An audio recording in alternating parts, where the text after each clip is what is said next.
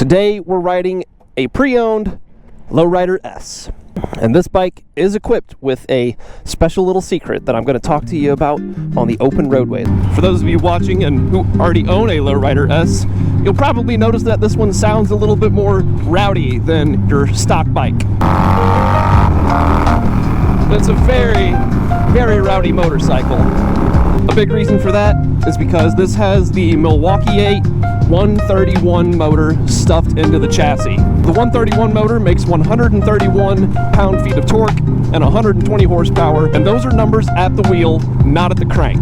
For a drop-in crate motor, there's a bunch of advantages. Obviously, first and foremost, you get more power over the base 117 that comes in the LowRider S today. The base 117 makes about 120 horsepower as it sits on 126 foot-pounds of torque. Your 131 also gets bigger pistons, of course, for that increased displacement.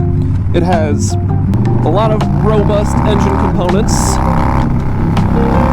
Still maintains that Milwaukee 8 usability, but obviously adds a little bit more spunk to the mix.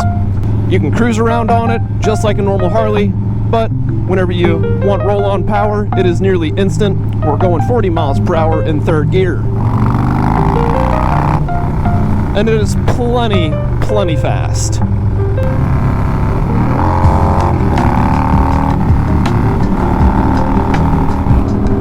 Advantages of a motor swap versus just upgrading the 117 or 114 engine that you've already got in there. A motor swap is a little bit quicker than building and tearing down an engine and putting all your parts in.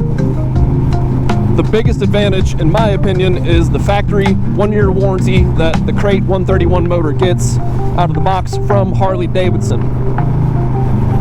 And as our camera car makes a wrong turn, we're gonna go figure this out and get ourselves back on track. And you're gonna love it because of that warranty. You're gonna have peace of mind while you ride, as it should be when you're on the open road on 2 wheels.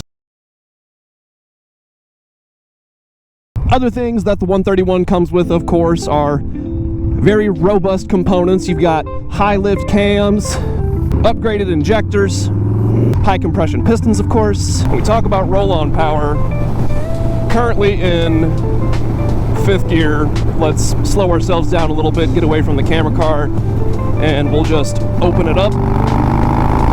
That was a quick burst to 80 miles per hour in just a few short seconds. The LowRider S for me, listen, I'm a sport bike guy, but I've got a soft spot for the Harley Davidson Lowrider S. It's got the inverted suspension, it's got a dual rotor up in the front, it's pretty dang rowdy, and just fun to ride. And a lot of them come with cruise control, which I should have used much earlier.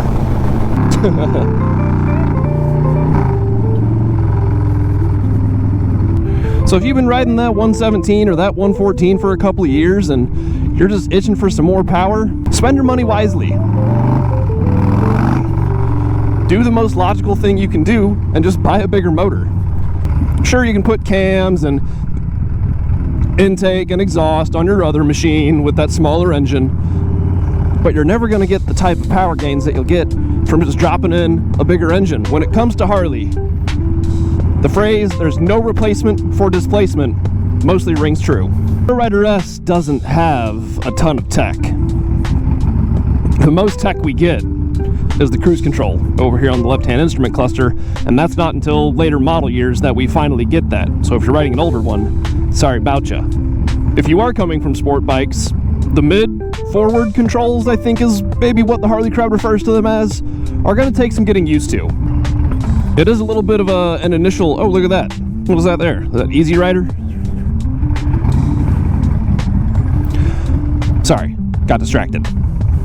But your initial sit on this probably is going to feel a little odd, just out the gate. But you'll get used to it, and you'll come around, and you'll come to appreciate the more relaxed ergonomics.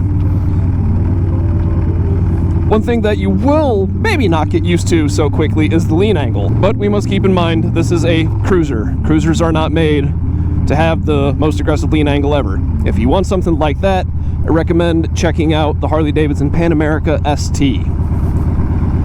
Rode one of those recently at a Harley Davidson demo day. That bike was Awesome. Our fuel light just came on. We have a whopping 36 miles of range. Depending on how we ride in the next few moments, that could change a little bit. We'll see how it looks whenever we get back to Big St. Charles Motorsports here. And if you're watching and wondering, how tall is this guy? Do I fit on this motorcycle? I'm 6'1". As I sit on it right now, I've got my sport riding boots on. My knees come up a little bit over the tank, but I'm comfortable.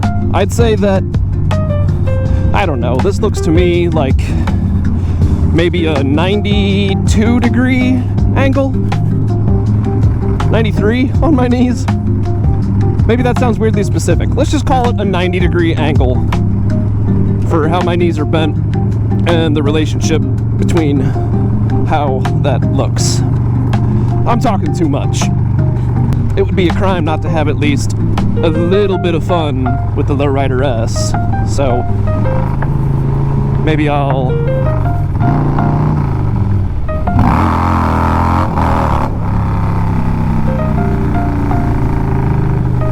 yeah, she is pretty rowdy. That was very impressive. Traction is very prevalent. Quick recap on today's content. Talked about the Harley Davidson Lowrider S, and the main point of the video was this big honkin' 131 Milwaukee 8 V-twin produced right here in America at Menominee Falls, Wisconsin, or Menominee. I hope I'm saying that right one way or the other. Produced in Menominee Falls, Wisconsin. Power figures once more, 120 horsepower, 130 foot-pounds of torque. Upgraded internals, pistons, tappets, injectors, big old throttle body on it, 68 millimeters. Doing a crate engine and just dropping it in is more cost effective and faster than changing all the parts out of your standard block. To upgrade it to a 131, making it a big bore, you get to sell your old motor to put towards building your new one. And the best part about all of it, the crate motor has a full factory Harley Davidson provided 1-year warranty as long as you bring it to a Harley Davidson authorized dealer to have it installed. That should go ahead and wrap up our video for today. Before we do, you know, I just have to do this one time.